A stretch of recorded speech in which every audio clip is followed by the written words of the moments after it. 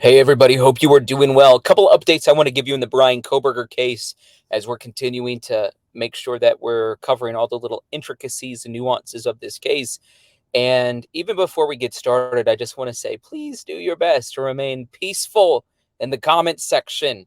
There has been so many people that I think for whatever reason want to trumpet the fact that they think Bryan Kohberger is innocent. And I did a poll today on my channel where I just went and asked how many people think Bryan Kohberger is innocent, how many people think he's guilty. If the trial was today, would it be a guilty verdict or a not guilty verdict?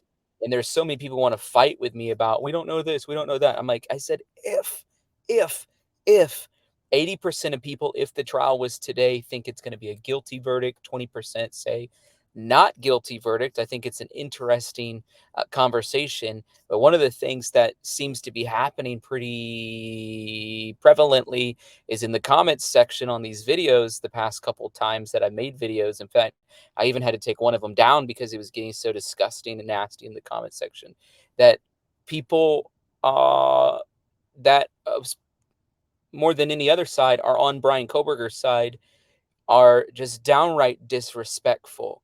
And it's okay if you have an opinion. I'm okay if you say, you know what, I think it's probably going to be not guilty because I don't think this piece of evidence will hold up, or we don't know this, or we don't know that. Totally fine with that. But when you start making it personal, is when it becomes a very difficult problem for not just me, but just society in general. And so we don't allow that. And it just seems to me that people who think, not all, some people who think Bryan Kohberger is not guilty maybe have valid reasons and have good conversations about it. But many people on that side have left some pretty nasty comments on my YouTube channel, and so bad on one of the videos we had to take it down. So just trying to say, please remain peaceful in the comments section. But I do want to give a couple updates. This is a video. We've actually watched that the that you video wish before, but I thought I'd play this little snippet again. It's just Ethan's parents talking about this thing that Ethan did the day that he actually died. Oops. it's people like that you wish you could be like, hey, Morgan Paul, and you, let me tell you how much you've touched our life by that. He was so excited to send me that song on that day. It's people like I just feel like we can tell Ethan's parents are amazing people. Ethan Chapin, obviously 20 years old, was one of 4 college students killed in an off-campus home in Moscow, Idaho. He was a triplet. There you see him with his brother and his sister, as well as his parents. He's Hello and welcome to your latest weather update from the Met Office. We'll see a mix. Sorry. Grieving mom Stacy Chapin told Fox News Digital that she and her husband Jim had attended a parents' weekend at the university on November 6th, just a week before Ethan was killed. Jim said he hugged Ethan and said to be safe, which was their final conversation. The parents recalled how they and Ethan and other siblings spent 2 months together after the murder. She said, we just talked it out, talked and told stories and cried. The parents revealed that the murders had seen them plunged into the depths of hell, and they got the worst curveball. Stacy recalled on one occasion that she broke down while walking and thought passersby would call 911 on her. The mom described her Mother's Day, which falls on May 14th this year, as the next milestone, a day she's branded as tough. She's reminisced on how Ethan sent her a song that the singer Morgan Wallen had penned for his own mother last year. And that is a great song, actually. I really like that song that Morgan Wallen made for his mom. If you guys haven't heard it, you should definitely listen to it. And it's heartbreaking to me to see Ethan Chapin's mom speaking out like this. We need to surround this family with prayer. And it's one of the most important things that I think we can do is we're continuing to stay interested in this case is surround the people with prayer who need prayer. It's shocking to me, as I said in the last video, we need to pray for Bethany, which I think we still need to pray for Bethany. The number of people who were disgusted by that because they think she's some sort of accomplice. I find that sickening and disrespectful that you would say that about her personally. That's my opinion. And we do need to pray for her. And I feel like we do need to pray for her. Many of you think if she's an accomplice, you have absolutely nothing to root that in. There's not even one iota of a fragment of information that could point to that. So I find it to be way out of line. Here's an article that actually says what Bethany Funk told police about the Bryan Kohberger murder case. The probable cause affidavit in the Idaho murder was released. Detailing what led police to arrest Bryan Kohberger. Here's what it reveals about Kohberger and the case. DNA evidence and cell phone ping technology led police to Kohberger. Surviving roommate DM said she woke up around 4 a.m. on November 13th and thought she heard Kaylee Gonzalez say there's someone here. Shortly after, DM thought she heard crying and what sounded like a man saying, "It's okay, I'm going to help you." A month later, opened the door and a masked man walked past her. That's what it says on the probable cause affidavit. She said she did not recognize him. DNA was found on a knife sheath left on a bed at the crime scene, which investigators matched using Kohberger's family DNA all the way back to Kohberger. Kohberger's cell phone was in the area of the crime on at least 12 occasions before the murder took place. So he's been there at least 12 times. It's consistent with the footage of his white Hyundai Elantra. Kohberger was working towards a PhD in criminology at Washington State University, which is just 10 minutes away from Moscow, Idaho. He had previously applied for an internship at the police department and posted a Reddit survey looking to understand the influence of emotions and psychological traits in decision-making when committing a crime. Bethany Funk, the roommate of the Idaho murder victims, previously spoke with police about the case, and she's now expected to meet with Bryan Kohberger's legal team in the coming weeks. I think that's great that she's doing that. If she has heard anything or said anything, she needs to say that out loud.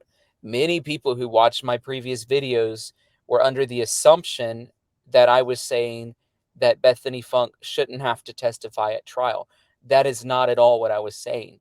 I felt like the preliminary hearing, if you look at the precedents around the entire nation when it comes to preliminary hearings, don't involve eyewitnesses or material witnesses in the case. They would use police statements and police to be witnesses. And it's not a mini trial in itself. It's just, is there enough information to send this to court and to an actual trial?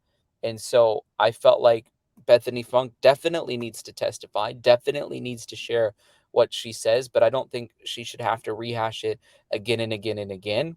I think there is some concern, and it's valid, that if the trial doesn't happen for 2 years from now, that is probably maybe not as fresh on the brain as it should be.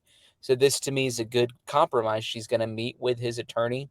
She'll have her attorney, and I think it's going to be a great compromise so that she can share information. And this term, what says the agreement came after Kohberger's defense team said that she had exculpatory information on the defendant. I don't know what that is. They haven't alluded to what that exculpatory information is. Every major pundit that we've heard about opining on this case is saying that's just the Hail Mary that his defense team is throwing because they don't have anything else. I like that Jennifer Coffendorfer wrote this tweet. She said, "Does anyone feel like with all the legal wrangling and recent Bryan Kohberger supporter throng that the victims are being forgotten?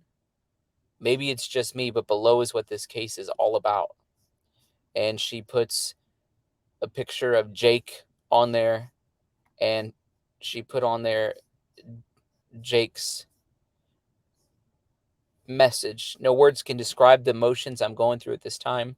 I miss you so, so, so much. I will forever cherish the adventures that we got to experience together more than you will ever know. I love you more than anything, Maddie.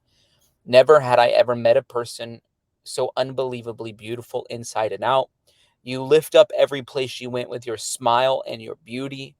The love that you showed me is something that I have never experienced before, and I appreciate what we had so much. I always question how I got so lucky with a girl like you. You showed me to appreciate the small things in life, talking, singing, dancing, laughing, kissing, expressing the love for one another. Those are just some of the many things that I think of when remembering you. A 6-hour car ride couldn't affect the love we had for each other. I remember always being so excited to see the way that your face would light up when I finally got to see you and have you in my arms again. Every time we got together, it was so much fun, and I wouldn't trade it for anything. You were so ready to take on the world. I was so unbelievably excited for our future and the adventures to come. We had so much to experience. It's hard to picture life without you, but I will remember to keep my head up like you would want me to. You were my motivation to be the best version of me. You always pushed me to be more positive, friendly, and loving. And it wasn't just me. You were always a person for me, your friends, and your family to go to for anything they needed, whether it was someone to hug, a shoulder to lean on, the best advice. I know that you're still up there watching over me, your family, and your friends. I promise to make you proud from heaven and carry on your values, showing and spreading love to everyone. This is not a goodbye, but a see you soon. I love you, Maddie. Rest in peace. Let's not forget what this case is about, folks. Let's not forget what this case is about. It's getting down to the bottom of what took place in this case, and that there were 4 innocent lives that were lost. And so this is a great reminder of that. And we should probably pray for him as well. I mean, he needs prayer. The families of the victims need prayer. So that's the update that I have for you guys. Thank you so much for taking a couple of minutes to watch the video. We are totally crowdfunded, which means we can't do what we do unless people like you come alongside and support us. And so I want to encourage you, if you're able to support today through PayPal, it's Tyler Feller, Cash App, $ Tyler Feller 22, or Venmo at Tyler-Feller. Thanks for watching. We'll see you back soon.